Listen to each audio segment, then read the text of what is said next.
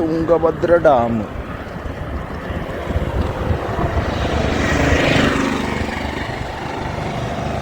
അങ്ങനെ ഹംപിന്ന് യാത്ര തുടങ്ങി.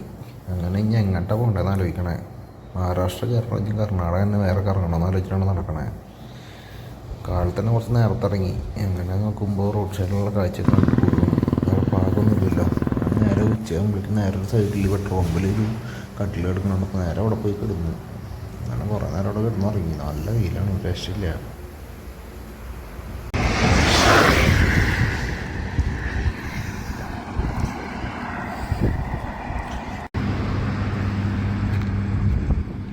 ഉച്ചയുറക്കം കഴിഞ്ഞിട്ട് 3 മണിയൊക്കെ കഴിഞ്ഞിട്ട് നേരെ പോകുമ്പോൾ ഒരു ചേട്ടൻ വന്നിട്ട് വിളിച്ചു, അവിടെ ചായ കുടിക്കാറുണ്ട്.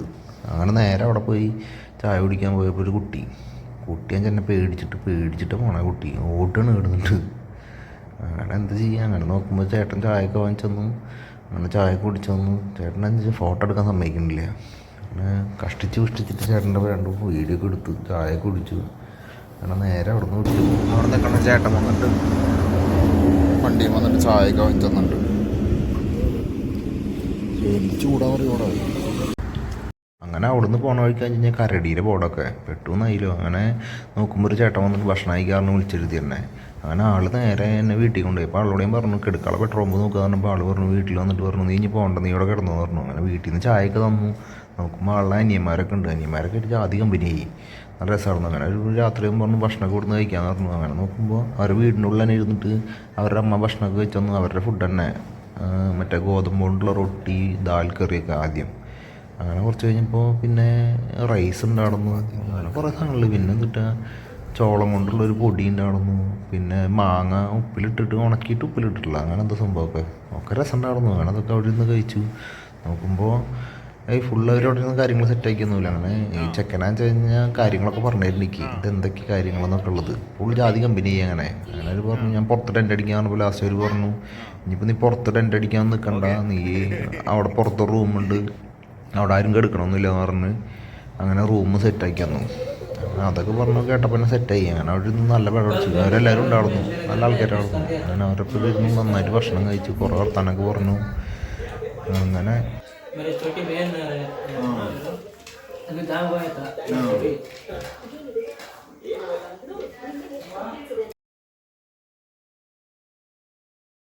ഇവരുടെ വീടാന്ന് വെച്ച് കഴിഞ്ഞാൽ അവിടെ നിന്ന് കുറച്ച് കണ്ട് ഉള്ളിലേക്ക് കയറണം. അങ്ങനെ ഞാൻ പൂനെക്ക് പോകാൻ തുടങ്ങിയത്. അങ്ങനെ ഒരു ചെറിയൊരു ഗാവിൻ്റെ ഉള്ളിലാണ്, നല്ലൊരു വീടൊക്കെ ആയിരുന്നു. അങ്ങനെ റൂമൊക്കെ സെറ്റാക്കുന്നു. അങ്ങനെ പിറ്റേ ദിവസം കാലത്ത് കഴിഞ്ഞിട്ട് നോക്കുമ്പോൾ ഒരു ചാല് കണ്ടില്ലേ, ആ ചാലിലാണ് പല്ലേച്ചിട്ട് തുപ്പ് പാത്രം കഴുകുക എന്ന് പറഞ്ഞ് മുകളിൽ നിന്ന് വെള്ളം വരുമ്പോൾ നേരെ അതങ്ങനെ പോവും. അങ്ങനെ അവരോട് രാവിലെ കഴിഞ്ഞിട്ട് പല്ലപ്പൊക്കെ കഴിഞ്ഞ് പോവാന്നുള്ളത് പറഞ്ഞപ്പോൾ അവർ പറഞ്ഞു വെയിറ്റ് ചെയ്യും, നീ ധൃതി കൂട്ടല്ലേ എങ്ങോട്ട് പോകണമെന്നൊക്കെ പറഞ്ഞിട്ട് കുറേ നേരം പിടിച്ച് നിർത്തി വീണ്ടും. ഓരോരുത്തർ എനിക്ക് വരണുള്ളൂ. അങ്ങനെ നോക്കുമ്പോൾ രാവിലെ തന്നെ ചെക്കൻ വന്നിട്ട് ചായ കുടിച്ചിട്ട് പോയാൽ മതി എന്ന് പറഞ്ഞു ചായ. അങ്ങനെ ഞാൻ കുറച്ച് നേരം പുറത്തൊക്കെ നടന്നു. നോക്കുമ്പോൾ ആരും ഇല്ല, ആരും കഴിഞ്ഞിട്ടൊന്നുമില്ലാണ്ട്. ഞാൻ നേരത്തെ കഴിഞ്ഞിട്ടുണ്ടായിരുന്നു, ഒരു 7-6 നേരത്തൊക്കെ കഴിഞ്ഞിട്ടുണ്ടായിരുന്നു. അങ്ങനെ നോക്കുമ്പോൾ ഒരു ഉപ്പുമാവൊക്കെ ഉണ്ടാക്കിയെന്ന് അത് കഴിച്ചിട്ട് പോയാൽ മതി എന്ന് പറഞ്ഞു. അങ്ങനെ ഉപ്പുമാവ് കഴിച്ചിട്ട് ഞാൻ അവരോട് ബൈ പറഞ്ഞിട്ട് നേരെ ഇറങ്ങി. അവിടെ നിന്ന് ഗ്രാമത്തിലെ ആൾക്കാർ മരിച്ചു കഴിഞ്ഞാൽ കുഴിച്ചിടണം. അങ്ങനെ അവിടെ നിന്ന് പോകുമ്പോഴാണ് ഒരു സൈഡിൽ മൊത്തം മരിച്ചിട്ടുള്ളത്. പക്ഷേ ചെറിയ കുട്ടികൾ കുഴിച്ചിട്ടുള്ള പോലത്തെ കുഴിച്ചിടണതാണ്. അതായത് വലിയ ആൾക്കാരൊന്നുമല്ല കാണണം, കുറേ ഉണ്ട്. ഞാൻ കുറേ നേരം അതിൽ കൂടെ ഒക്കെ പോയി. പിന്നെ പറഞ്ഞാൽ ആളുടെ വീട്ടിലേക്ക് വന്നതിന് ശേഷം ഫുള്ള് ഏരിയയാണ്. ഫുള്ളുള്ള ഏരിയ എന്ന് പറഞ്ഞു കഴിഞ്ഞാൽ ആൾ പറഞ്ഞു കരടിയൊക്കെ വരുന്നു പറഞ്ഞു. പക്ഷേ കരടി ഉപദ്രവിക്കില്ലെന്ന് പറഞ്ഞേ. എന്ത് തരം കരടിയാണാവോ. അങ്ങനെ പോകുമ്പോഴേക്ക് ഒരു സ്ഥലത്ത് എത്തിയപ്പോൾ ഫുൾ തത്തോളൂ. നാട്ടിൽ 5 തത്തേനൊക്കെ എടുക്കിടന്നു ചെയ്യുന്നത്. കാരണം അല്ലാതെ ഞങ്ങൾ നിറച്ച് തത്ത കുട്ടികൾ ഫുൾ തത്തുള്ള 5 കളിയാണ്. അങ്ങനെ അവിടെ നിന്നൊക്കെ നേരെ വിട്ടു. അപ്പോൾ ആൾ പറഞ്ഞിടന്നു ഇവിടുന്ന് ഒരു 84 കിലോമീറ്റർ പോയി ഒരു ബഡാമി എന്ന് പറഞ്ഞുള്ളൊരു ടെമ്പിൾ ഉണ്ട്, അവിടേക്ക് വിട്ടോന്ന് പറഞ്ഞിടന്നു. അങ്ങനെ പോണ വഴിയാക്കി പറഞ്ഞ പോലെ ഫുള്ള് ഗ്രാമങ്ങളുടെ ഉള്ളിൽ കൂടെ. അങ്ങനെ അവിടുന്ന് നേരെ പടച്ചു വിട്ടു.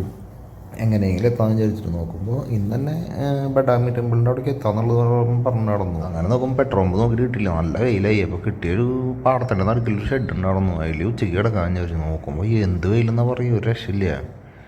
അങ്ങനെ നേരെ അവിടെ കിടന്ന് നോക്കുമ്പോൾ ഒരു തന്തപ്പൊടി വന്നിട്ട് അയാളെ വളർത്തണം നായനെ അടിക്കണം കാണണം. ഞാൻ വീഡിയോ എടുത്ത് ഓണാക്കുമ്പോൾ അയാൾ അടി നിർത്തും. അങ്ങനെ ഞാൻ വീഡിയോ മാറ്റുമ്പോൾ അയാൾ വീണ്ടും അടിക്കും. അങ്ങനെ കുറേ നേരം അങ്ങനെ നോക്കുമ്പോൾ അവിടെ നിന്ന് പോയി.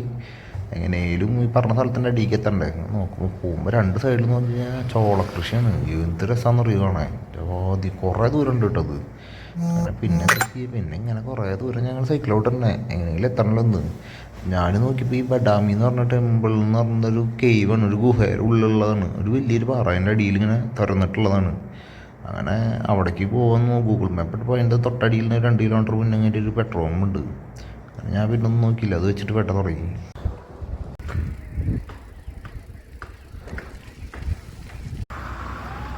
അവിടുന്ന് കുറേ ദൂരം പോയിക്കൊണ്ടുണ്ടെങ്കിൽ മറ്റേ എന്നിട്ട് പറയുക വിറക് കത്തിക്കുക, എന്നിട്ട് അതിൻ്റെ മുകളിൽ മണ്ണൊക്കെ ഇട്ടിട്ട് അതിൻ്റെ ഉള്ളിൽ കത്തിക്കിട്ട് തേക്കുക, അങ്ങനത്തെ കുറേ സാധനങ്ങളൊക്കെ ഉണ്ട്. അങ്ങനെ നോക്കുമ്പോൾ ഒരു സ്ഥലത്ത് റോഡ് പണിയാണ്, അപ്പോൾ വീണ്ടും കിട്ടി പണി. റോഡിലങ്ങനെ വെള്ളം ഒഴിക്കുക, എന്ത് ചൂടാന്ന് അറിയാം നേരത്താണ്, ഒക്കെ കൂടിയിട്ട് താങ്ങാനും പറ്റില്ല. അങ്ങനെ അവിടുന്ന് കുറേ ദൂരം പോയപ്പോൾ ഫുള്ള് മുളക് കൃഷി. അങ്ങനെ ബഡാമിക്ക് 4 കിലോമീറ്റർ സമാധാനമായി, കുറച്ച് നേരത്തെ എത്തും ചെയ്തു തുടങ്ങി. അങ്ങനെ പിന്നെ നേരെ എത്തിയപ്പോൾ നേരെ തൊട്ടടുത്ത കടയിൽ ഒരു ഓംപ്ലേറ്റ് 5 കഴിച്ചു. അങ്ങനെ നേരെ പോയി തൊട്ടടുത്ത് പെട്രോൾ പമ്പിൽ പറഞ്ഞപ്പോൾ ആൾ പറഞ്ഞു ഓക്കെ കിടന്നോന്ന് പറഞ്ഞു. അങ്ങനെ രാത്രി ഒരു 12 മണിയൊക്കെ ആകുമ്പോൾ ഇവരുടെ വണ്ടിയിൽ മറ്റേ പെട്രോൾ നിറയ്ക്കാൻ വന്നു, അതിൽ പോയി രാത്രി തുറക്കാൻ മൊത്തം പോയി.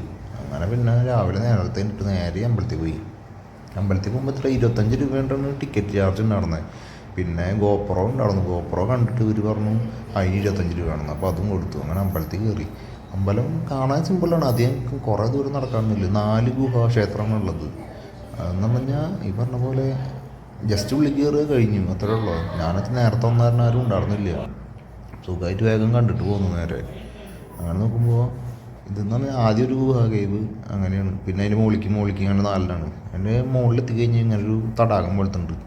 ഇതിലെന്ന് പറഞ്ഞതെന്ന് പറഞ്ഞാൽ ഈ കുഷ്ഠരോഗമൊക്കെ വന്നുള്ളവർ അതിൽ മുങ്ങി കഴിഞ്ഞിട്ട് അത് മാറുന്നൊക്കെ പറഞ്ഞത്.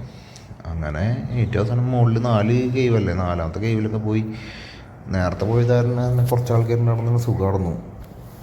അങ്ങനെ അവിടുത്തെ കാര്യങ്ങളൊക്കെ നോക്കിയിട്ട് നേരെ പിന്നെ അടിക്ക് ഇറങ്ങാൻ വിചാരിച്ചു. ഇതിൻ്റെ ഉള്ളിൽ അത്യാവശ്യം കൊത്തുപണിയൊക്കെ ഉണ്ട്, പക്ഷേ എന്ന് പറഞ്ഞാൽ കുറേ നടന്ന് കാണാനുള്ളൊന്നുമില്ല, ജസ്റ്റ് കാണുക പോരുക, അത്ര തന്നെ, അധികം സമയം കളയാനുള്ളതില്ല. അങ്ങനെ കാലത്ത് നേരത്തെ ഇറങ്ങിയാലും പിന്നെ കുഴപ്പമുണ്ടായിരുന്നില്ല.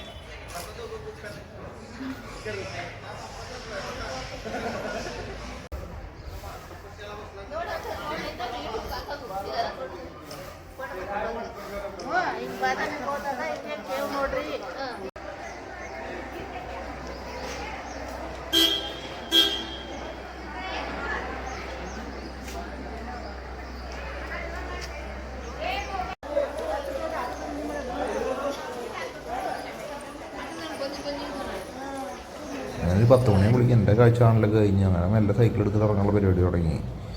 സൈക്കിൾ എടുത്ത് ഇറങ്ങാന്ന് പറഞ്ഞാൽ അതിൽ കയറ്റാടുന്നു, അത് ഉന്തിട്ട് കയറ്റിണ്ടായിരുന്നു. പിന്നെ പോകുമ്പോഴായിരുന്നു പിന്നെ കുഴപ്പമില്ല എന്ന് പറഞ്ഞാൽ ഇവിടേക്ക് പോകുമ്പോഴും 2 സൈഡിൽ ഫുള്ള് വീടുകളാണ്, ഒരു ഗാവിൻ്റെ ഉള്ളിൽ കൂടെ പോകണ പോലെ തന്നെ.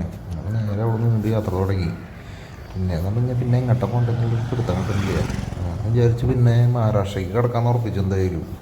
അവിടെ നിന്ന് കുറേ ദൂരം മഹാരാഷ്ട്രയ്ക്ക് കിടക്കാം. അങ്ങനെ ഞാൻ ജസ്റ്റ് പൂനെക്കുള്ള ലൊക്കേഷൻ ഇട്ടപ്പോൾ എത്ര 400 കിലോമീറ്ററിൻ്റെ ഉള്ളിലാണ്ട് വരുന്നുണ്ട് നിങ്ങൾ കാണിച്ചേ. അങ്ങനെ നേരെ ഉച്ചയില്ല, അപ്പോൾ നേരെ പോയപ്പോൾ ഒരു ദോശക്കട കിട്ടി. ദോശയ്ക്ക് വാങ്ങിച്ചിട്ട് നേരെ അവിടെ നിന്നൊരു ദോശക്ക് തന്നെ കഴിച്ചിട്ട് കുറച്ച് നേരം റെസ്റ്റ് ചെയ്യാൻ വിചാരിച്ചു. അങ്ങനെ നോക്കുമ്പോൾ 2 വഴിയുണ്ട്. നോക്കുമ്പോൾ ഒരു വഴി കഴിഞ്ഞ് പെട്രോൾ വീട്ടില്ല എന്ന് പറഞ്ഞു. അങ്ങനെ ഞാൻ കിലോമീറ്റർ എളുപ്പം നോക്കി പോയത് അതാ. അപ്പോൾ അവിടെ നോക്കിയപ്പോൾ പെട്രോൾ വീട്ടിൽ പോകുക, അതാണെന്ന് വെച്ച് ഞാൻ കെടുക്കാൻ പോലും പറ്റില്ല. അങ്ങനെ പെട്രോൾ പമ്പിൽ അവിടെ പറഞ്ഞു ബാക്കിൽ ഒരു ധാബുണ്ട്, അവിടെ പോയി കിടന്നു. ധാബ എന്ന് പറഞ്ഞ് ഞാൻ പോയി നോക്കിയപ്പോൾ അതൊരു ബാർ നടന്നത്. ആദ്യം കുഴപ്പമൊന്നും ഉണ്ടായിരുന്നില്ല, നട്ടുച്ച നേരമായ കാരണം ആൾക്കാരൊന്നും ഉണ്ടായിരുന്നില്ല. അങ്ങനെ അവിടുത്തെ ആളയിൽ കമ്പനി ആയപ്പോൾ ഒരു പൊറോട്ടയിൽ മുട്ടയൊക്കെ റോൾ ചെയ്തിട്ട് പുറന്നു വന്നു. കുറച്ച് കഴിഞ്ഞപ്പോഴേക്കും അവിടെ സീനായി തുടങ്ങി. വൈകുന്നേരം ആവും തോറും ഈ ആൾക്കാർ പരിപാടിയാണല്ലോ, മദ്യപാനം ഉണ്ടല്ലോ അതിൻ്റെ ഉള്ളിൽ. അങ്ങനെ ആൾക്കാർ അതിൻ്റെ ഉള്ളിൽ കള്ളുകൂടി തുടങ്ങി സീനായി തുടങ്ങിയാണ്. ഞാൻ എല്ലാ ആളോട് പറഞ്ഞു ഞാൻ പോകാമെന്ന് പറഞ്ഞിട്ട് ഇറങ്ങി. അങ്ങനെ നോക്കുമ്പോൾ ഈ 2 പിള്ളേരുണ്ട്. ഇവർക്ക് എനിക്ക് ഫുള്ള് സംശയം, ചേട്ടൻ എന്തിനാ ഇറങ്ങിയുള്ള, എന്തിനാ പോകണമെന്നൊക്കെ പറഞ്ഞിട്ട്. അങ്ങനെ പിള്ളേർക്ക് കാര്യങ്ങളൊക്കെ പറഞ്ഞു കൊടുത്തു. ഞാൻ നേരെ അടുത്തുള്ള പെട്രോൾ പോയി പിടിച്ചു എന്ന് പറഞ്ഞത്. പിന്നെ നേരത്തെ പരിപാടി കഴിഞ്ഞു, അതുകൊണ്ട് വലിയ കുഴപ്പമുണ്ടായിരുന്നില്ല. പെട്രോൾ പമ്പ് നല്ലൊരു പെട്രോൾ പമ്പായിരുന്നു.